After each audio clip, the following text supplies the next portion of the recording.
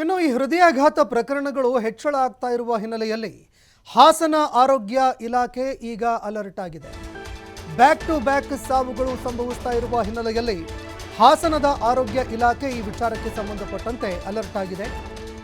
ಈ ಹಾರ್ಟ್ ಅಟ್ಯಾಕ್ಗಳು ಆಗ್ತಾ ಇರೋದಕ್ಕೆ ಕಾರಣ ಏನು ಅನ್ನುವಂಥದ್ದನ್ನ ತಿಳಿದುಕೊಳ್ಳೋದಕ್ಕೆ ಒಂದು ತಂಡ ರಚನೆಯಾಗಿದೆ. ಹಾಸನದ ಆರೋಗ್ಯ ಇಲಾಖೆ ಡಾಕ್ಟರ್ ಚೇತನ್ ಅವರ ನೇತೃತ್ವದ ತಂಡ 20ಕ್ಕೂ ಹೆಚ್ಚು ಸಿಬ್ಬಂದಿಗಳನ್ನು ಈ ಒಂದು ಕಾರ್ಯಕ್ಕಾಗಿ ಆಯ್ಕೆ ಮಾಡಲಾಗಿದೆ. ಹಳ್ಳಿಗಳ ಕಡೆಗೆ ಹೋಗೋದಕ್ಕೆ ಇವರು ಸಿದ್ಧತೆ ಮಾಡಿಕೊಳ್ತಾ ಇದ್ದಾರೆ. ಮತ್ತೆ ಸ್ಟೆಮಿ ಅನ್ನುವಂತಹ ಒಂದು ಯೋಜನೆ ಆಕ್ಟಿವ್ ಮಾಡಿದೆ ಆರೋಗ್ಯ ಇಲಾಖೆ. ಈ ಮೂಲಕವಾಗಿ ಹಳ್ಳಿಗೆ ತೆರಳಿ ಈ ರೀತಿಯಾದಂತಹ ಒಂದು ಸಾವುಗಳಿಗೆ ಕಾರಣ ಏನು ಅನ್ನುವಂಥದ್ದನ್ನು ಪತ್ತೆ ಹಚ್ಚೋದಕ್ಕೆ ಅಂತ ರಾಜ್ಯದ ಆರೋಗ್ಯ ಇಲಾಖೆ ಈಗ ಮುಂದಾಗ್ತಾ ಇದೆ. ಇದೇ ಒಂದು ಕಾರಣಕ್ಕಾಗಿ ಈಗ ಒಂದು ತಂಡ ರಚನೆ ಮಾಡಿ ಹಳ್ಳಿಗೆ ತೆರಳಿ ಈ ವಿಚಾರಕ್ಕೆ ಸಂಬಂಧಪಟ್ಟಂತೆ ಪರಿಶೀಲನೆ ಮಾಡೋದಕ್ಕೆ ಅಂತ ನಿರ್ಧಾರ ಮಾಡಲಾಗಿದೆ.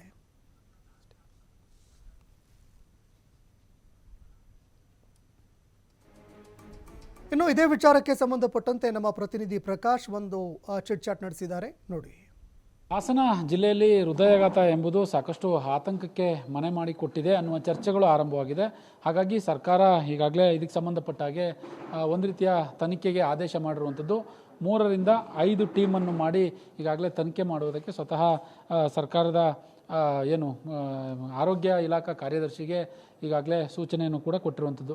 ನಮ್ಮ ಜೊತೆಗೆ ಹಾಸನದಲ್ಲಿ ಡಾಕ್ಟರ್ ಚೇತನ್ ಅಂದರೆ ಈ ಟೀಮ್ನ ಮುಖ್ಯಸ್ಥರೇನಿದ್ದಾರೆ, ಈಗಾಗಲೇ ಇಲ್ಲಿ ನಾವು ದೃಶ್ಯಾವಳಿಗಳಲ್ಲಿ ನೋಡ್ಬೋದು.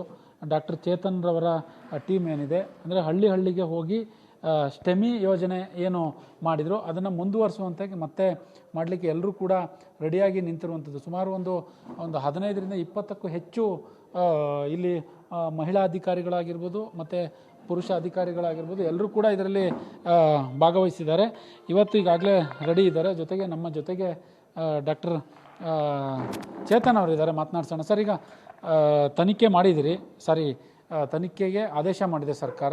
ಈಗ ನಿಮ್ಮ ಟೀಮ್ ಯಾವೆಲ್ಲ ರೀತಿಯಾಗಿ ರೆಡಿಯಾಗಿದ್ದೀರಿ ಮತ್ತು ಹಳ್ಳಿಗೆ ಯಾವಾಗ ಹೋಗ್ತೀರಿ ಸರ್? ಹಳ್ಳಿಗೆ ನಾವು ಡೈಲಿ ಹೋಗ್ತೀವಿ ಸರ್. ನಾವು ನಮ್ಮ PHCOs ಆಗಲಿ, ನಮ್ಮ ಆಶಾವಾದರು ಆಗಲಿ, ಯಾರಿಗೆ BP ಶುಗರ್ ಎಲ್ಲ ಇದೆ ಚೆಕ್ ಮಾಡಿ ಅವ್ರನ್ನ ನಾವು ತಾಲೂಕು ಹಾಸ್ಪಿಟ್ಲ್ಗಳಿಗೆ ಕಳಿಸಿ, ಅಲ್ಲಿಂದ ಡಿಸ್ಟಿಕ್ ಹಾಸ್ಪಿಟ್ಲಿಗೆ ಏನಾದ್ರು ತೊಂದರೆ ಇದ್ದರೆ ಕಳಿಸಿ, ಅಲ್ಲಿಂದ ನಮ್ಮ ಡಿಸ್ಟಿಕ್ ಹಾಸ್ಪಿಟಲಲ್ಲಿ ಕಾರ್ಡಿಯಲಿಸ್ಟ್ ಇರೋದ್ರಿಂದ ನಮಗೆ ಏನೂ ತೊಂದರೆ ಆಗಲಿಕ್ಕೆ ಸಾಧ್ಯ ಇಲ್ಲ ಸರ್. ಇದು ಸಾಮಾನ್ಯ ಹಾರ್ಟ್ ಅಟ್ಯಾಕ್ ಆಗೋದು ಸರ್ ನಮ್ಮ ಲೈಫ್ ಸ್ಟೈಲ್ ಇದು.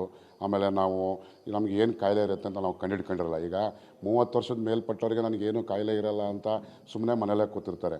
ಈಗ ಏನಾರ ಸುಸ್ತಾಯಿತು, ಹೆಂಗೋ ಸುಸ್ತಾಗಿದೆ ಅಂತ ಇರ್ತಾರೆ.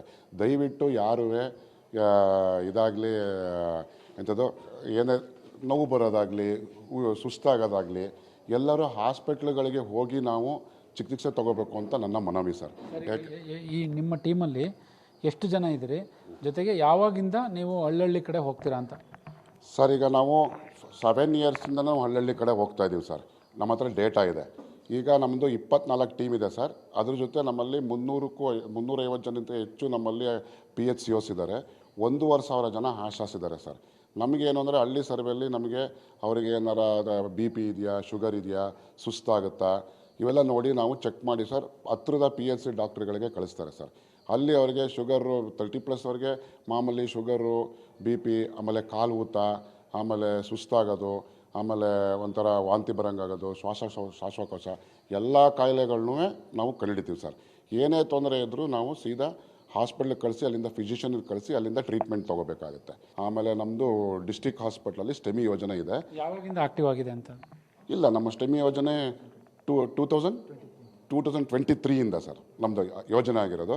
ಈಗ ಮುಂದಕ್ಕೆ ಸರ್ ಇನ್ನೂ 5 ತಾಲೂಕು ಹಾಸ್ಪಿಟ್ಲ್ಗಳಿಗೆ ಇನ್ನೊಂದು 3 ಮಂತ್ಸಲ್ಲಿ ಸ್ಟೆಮಿ ಯೋಜನೆ ಇನ್ನೂ 5 ನಮ್ಮದು 5 ತಾಲೂಕು ಹಾಸ್ಪಿಟ್ಲಿಗೆ ಬರಬೇಕು ಸರ್.